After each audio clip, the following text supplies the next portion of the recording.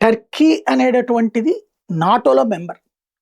ఏదైతే North Atlantic Treaty Organization NATO ఉందో America నడిపిస్తుంది. రష్యాకు వ్యతిరేకంగా రష్యాలో ఉన్న దేశాలు విడిపోయిన దేశాలన్నిటిని కలిపి దాంతోపాటు ఈ టర్కీ లాంటి వాటిని, ఇటలీ లాంటి వాటిని పెడుతుంటుంది. మొన్ననే టర్కీలోనే కదా నాటో మీటింగ్ కూడా జరిగింది.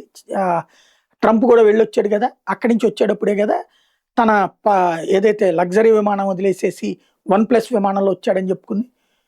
టర్కీకి ఇప్పుడు F-35 యుద్ధ విమానాలు కావాలి. అది ఇవ్వడానికి అమెరికాతో ఒప్పందం కుదిరింది.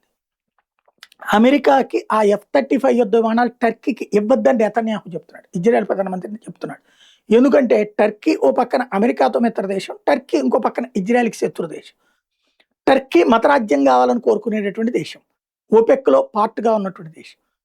దానికి ఇస్తే అది ప్రమాదకరం.